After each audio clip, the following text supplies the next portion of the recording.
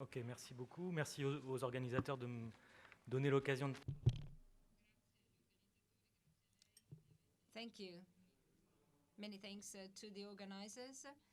I thought I would speak French, but Juste pour préciser par rapport à ce que Guy a indiqué, ça fait effectivement un certain temps, plutôt 25 ans que 15 ans, que je travaille sur l'économie sociale, sur l'entreprise sociale, avec deux orientations principalement, la France et puis un peu un élargissement sur l'Europe, et puis la Corée et un élargissement sur l'Asie. Alors ma présentation ce matin, je vais la faire à l'ancienne, on va dire, c'est-à-dire sans diapositive, sans support. C'est un peu risqué le matin, mais j'espère que ça va fonctionner, néanmoins. Et puis je vais essayer de développer 3 points.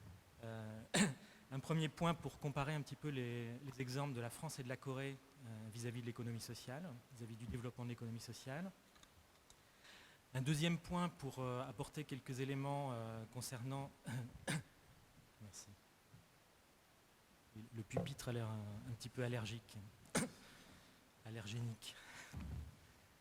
Un deuxième point pour apporter quelques éléments concernant, en lien avec une étude couvrant plusieurs pays d'Asie et orientée surtout sur la question des partenariats. Enfin, ce que je vais présenter moi est orienté sur la question des partenariats. Et puis un troisième point pour un petit peu, si j'ai le temps, et c'est Guy qui me l'indiquera, un troisième point pour souligner l'importance d'avoir des données statistiques solides sur l'économie sociale pour permettre sa reconnaissance et puis son développement. Alors vous verrez que je parlerai d'économie sociale et solidaire, d'entreprise sociale, contrairement à Julia qui a mis l'accent sur des éléments qui peuvent distinguer ces différents concepts. Moi je vais considérer plutôt qu'ils représentent une réalité assez semblable. Certes, on a des différences qu'elle a bien expliquées, on a des différences entre les concepts et puis surtout entre leur utilisation dans chaque contexte.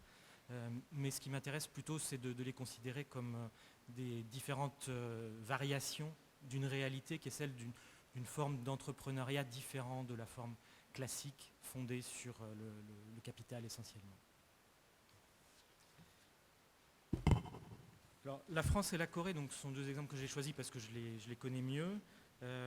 Et par ailleurs, ce sont deux pays qui ont choisi de faire la promotion de l'économie sociale de manière assez intense, considérant l'économie sociale comme un outil assez important de création d'emplois et du coup je trouve plus le mot en français, de provision, de provision of social services. Les trajectoires qui sont suivies par cette promotion de l'économie sociale dans ces deux pays sont assez différentes néanmoins. Et c'est ça qui rend intéressant, je pense, cette comparaison. En France, le concept d'économie sociale, il a émergé à la fin des années 70 et il a été porté par des organisations relativement puissantes dans le paysage socio-économique, assez bien installées. C'était des mutuelles de santé, des mutuelles d'assurance, des coopératives financières, agricoles, de consommation. Et puis ces organisations étaient dans un environnement changeant qui menaçait un petit peu leur position.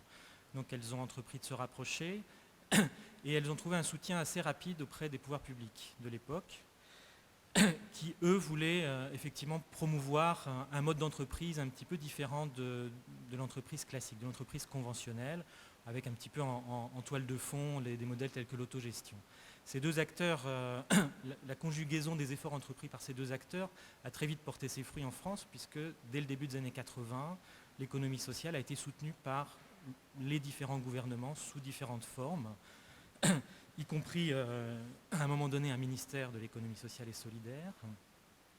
Et puis on a abouti à la création, enfin au vote, à l'introduction d'une loi sur l'économie sociale en 2014, qui est certainement pas parfaite, mais qui représente néanmoins un élément très important de reconnaissance et de clarification de l'économie sociale dans le contexte français. Jusqu'à récemment, l'économie sociale, ce qui a été souligné très souvent, c'est qu'elle a beaucoup contribué à la création d'emplois en France. Mais ce qu'on voit aussi, et je voudrais m'attarder un petit peu plus sur ce point-là, sans toutefois nier les vertus de l'économie sociale. Ce qu'on voit aussi, c'est que depuis 2 ans, l'économie sociale commence à perdre des emplois. Les dernières données nous indiquent qu'on a un déclin de l'emploi dans l'économie sociale sur les 2 dernières années, et en particulier dans certains secteurs, les services à la personne, le sport et la culture, secteurs où interviennent majoritairement des associations, qui représentent par ailleurs 75 à 80% de l'économie sociale française.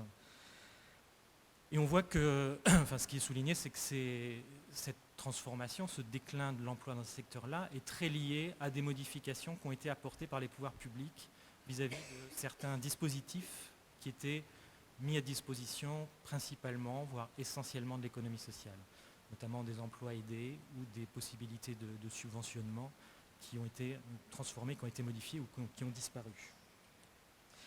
On voit bien donc que l'économie sociale, même dans un pays comme la France où elle est bien développée, sans doute un exemple assez typique d'un développement très important de l'économie sociale, elle n'est pas à l'abri de menaces et de transformations qui sont liées à des modifications de l'écosystème et en particulier du rôle des pouvoirs publics et des dispositifs publics qui sont mis en place. En Corée, l'économie sociale, moi j'ai commencé à m'y intéresser à la fin des années 90, c'était mon sujet de doctorat à vrai dire. À la fin des années 90 en Corée, quand je parlais d'économie sociale, personne ne me comprenait. Le terme était complètement inconnu dans le contexte coréen à cette époque-là. Et l'idée d'économie sociale, elle est apparue beaucoup plus récemment. Elle a été portée par des organisations relativement marginalisées, relativement faibles, et puis qui ont trouvé un relais auprès des pouvoirs publics. Ce qui a permis de les pérenniser pour certaines, de leur apporter des moyens dont elles avaient besoin et qu'elles ont exploités, mais sans encore, pour beaucoup d'entre elles, sortir d'une certaine fragilité.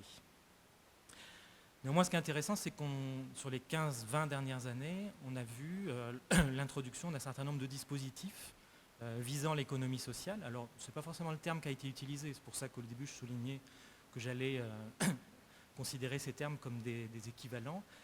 On a eu au début des années 2000 un système de revenu minimum qui, pour son volet insertion par le travail, a intégré, a considéré des structures d'économie sociale comme un acteur essentiel. On a vu en 2006-2007 voter une loi pour la promotion de l'entreprise sociale qui a considérablement structuré le paysage en Corée autour de ce type d'entreprise. Et puis plus récemment, en 2012, on a vu une loi redéfinissant un petit peu ce qu'était la coopérative dans un contexte coréen où elle était essentiellement identifiée comme une structure contrôlée par les pouvoirs publics. Cette loi de 2012 a permis d'ouvrir la voie vers un modèle de coopérative différent et de faire du modèle coopératif finalement un modèle potentiellement utilisable dans un certain nombre de secteurs, à l'exception des secteurs financiers, que la loi ne couvre pas. Aujourd'hui, l'économie sociale en Corée, elle est bien identifiée, elle est présente sur l'agenda politique, elle a donné lieu à des formations universitaires qui ont été installées dans plusieurs universités, même si ça reste encore relativement rare. Elle est aussi clairement identifiée par les gouvernements locaux, la municipalité de Séoul en particulier, en tant que cofondateur du Forum mondial de l'économie sociale, en a fait un élément important de sa politique sociale. Donc sur une période relativement courte, on a une dynamique très forte pour la promotion de l'économie sociale, qui est supportée, contrairement à la France, donc qui à l'initiative de laquelle on trouve des acteurs relativement faibles, mais qui sont également, qui se développent également grâce à des politiques publiques. Et là aussi, on a cette difficulté de trouver un équilibre entre des politiques publiques stables, particulièrement dans un contexte où le gouvernement a tendance souvent à contrôler, dans le contexte coréen. Un des enjeux, c'est trouver cet équilibre dans ce contexte-là. Ce qui fait qu'on voit bien l'importance des dispositifs légaux, des lois, des dispositifs institutionnels plus largement, pour soutenir l'économie sociale, pour permettre son développement, pour pérenniser des initiatives qui sont relativement fragiles souvent au début, ou qui sont menacées plutôt, dans le cas de la France peut-être, ou qui se sentent menacées. Ces dispositifs sont essentiels pour permettre un changement d'échelle. Néanmoins, ce qui est intéressant dans ces deux cas, c'est de voir les trajectoires différentes qui ont été suivies. Et c'est là-dessus que je voulais insister surtout. Mon deuxième point, donc, et vous avez compris que les 3 points que j'ai choisi de développer, en fait, ils sont censés faire un lien avec les thématiques des ateliers qui vont suivre. Mon deuxième point, c'est sur les partenariats, les réseaux, qui sont l'un des thèmes des ateliers de la matinée qui viennent après.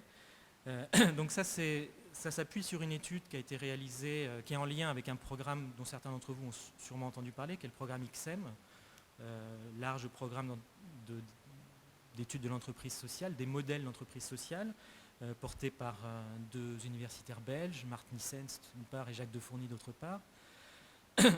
Pour ma part, j'y ai contribué sur le volet coréen et puis un petit peu plus largement sur le volet asiatique, et notamment à travers un livre qui a été publié un peu avant l'été, qui était coédité par Jacques Defourny et moi-même sur les modèles d'entreprise sociale en Asie. De ce livre, on pourrait dire beaucoup de choses. Moi, j'ai choisi juste de présenter aujourd'hui cette question des partenariats. C'est un livre qui couvre une dizaine de pays asiatiques, des plus développés comme le Japon, la Corée ou Taïwan, jusqu'aux moins développés comme le Cambodge, l'Inde par exemple. Ce qu'on voit, c'est qu'on a des formes de partenariats assez différentes, assez typiques qui apparaissent autour de l'entreprise sociale dans ces pays-là. Dans les pays moins développés, comme les Philippines, comme l'Indonésie, comme le Vietnam ou le Cambodge, on voit que les entreprises sociales sont souvent développées en partenariat avec des fondations ou des ONG internationales qui vont leur apporter des moyens pour leur émergence et pour leur développement. Ashoka, par exemple, au Cambodge, la fondation Thrive au Vietnam, la fondation Schwab au Cambodge également, EcoSolidar au Cambodge aussi, sont des exemples de ce type de partenariat. Donc ici, on a un partenariat crucial avec des acteurs étrangers, on va dire, internationaux. Et par ailleurs, ce qu'on peut également souligner, c'est que la distribution des produits qui sont proposés par ces entreprises sociales, pour une part importante, sont basés sur des consommateurs étrangers, qui sont soit des touristes, soit des partenaires, des clients étrangers, selon les cas. Dans les pays plus avancés comme le Japon, la Corée du Sud ou Taïwan, les entreprises sociales sont davantage développées, comme je viens de l'expliquer pour la Corée, en lien avec des dispositifs publics locaux, qui sont mis en place par les pouvoirs publics locaux, et puis en lien aussi avec les stratégies de RSE, de Corporate Social Responsibility, de grandes entreprises. Donc on est plus dans des partenariats privés-publics et puis privés-privés qui engagent des entreprises sociales et puis des grandes compagnies. Et les consommateurs des produits proposés par ces entreprises sociales sont pour une part beaucoup plus importante des consommateurs domestiques qui appartiennent à une classe moyenne relativement aisée qui va se tourner vers ce type de produits. Ces différents types de partenariats, ils ont une implication notamment, c'est que les ressources que vont mobiliser les entreprises sociales et le panel de ressources, ce qu'on appelle le resource mix, va être différent selon les cas, selon les contextes. Dans les pays moins développés, les ressources externes sont essentielles. Elles peuvent être privées, j'ai plus mentionné ça tout à l'heure, mais elles peuvent aussi être publiques, par le biais notamment d'agences gouvernementales de développement étrangères qui vont intervenir dans certains pays pour soutenir l'entreprise sociale. Le British Council, par exemple, est un bon exemple. KOICA en Corée est un autre exemple de ce type d'intervention pour la promotion de l'entreprise sociale et pour leur apporter des ressources donc, externes. J'ai encore du temps, Guy, ça va ? Dans les pays plus avancés, on voit que ce sont essentiellement des ressources domestiques et qui découlent de partenariats, comme je l'ai dit, public-privé, privé-privé, selon les cas. Cette question des ressources, elle est importante parce qu'elle amène notamment à poser la question de l'autonomie de ces entreprises de manière assez variée selon les contextes. On va avoir cette question de l'autonomie, elle est classiquement reliée à la question du contrôle des pouvoirs publics, mais elle ne doit pas se limiter à ça. L'autonomie, on doit la considérer aussi par rapport à une emprise du marché et de grandes compagnies sur les entreprises sociales. On doit la considérer par rapport, dans certains cas, à une emprise de l'étranger sur les entreprises sociales, d'une influence étrangère, etc. Et puis mon troisième point, donc il ne me reste pas beaucoup de temps si j'ai bien compris, je vais essayer quand même d'en dire quelques mots. Mon troisième point, c'était pour souligner l'importance donc d'avoir des données statistiques solides autour de l'économie sociale, sur l'économie sociale pour son développement et puis par rapport à la question de capacity building qui est le troisième thème de ce matin. Et là, je vais m'appuyer surtout sur ce qui a été fait en France sur cette question-là. Cette question, elle a été en fait je trouver le mot français, adressée, prise en compte par une structure qui s'appelle l'ADES. Guy l'a indiqué au début, je suis impliqué dans cette structure récemment en tant que coprésident. J'y ai participé depuis un certain temps déjà en tant que membre participant, on va dire. L'ADES a été créée au début des années 80 avec cet objectif de faire avancer la connaissance statistique de l'économie sociale, avec l'idée finalement que ce qu'on ne peut pas compter ne compte pas. C'est un petit peu la ligne directrice qu'a guidé l'ADES, qui dès le début a défendu l'objectif de créer un compte satellite de l'économie sociale. Grâce à l'ADES, pas seulement l'ADES, mais notamment grâce à l'ADES, des progrès importants ont été faits.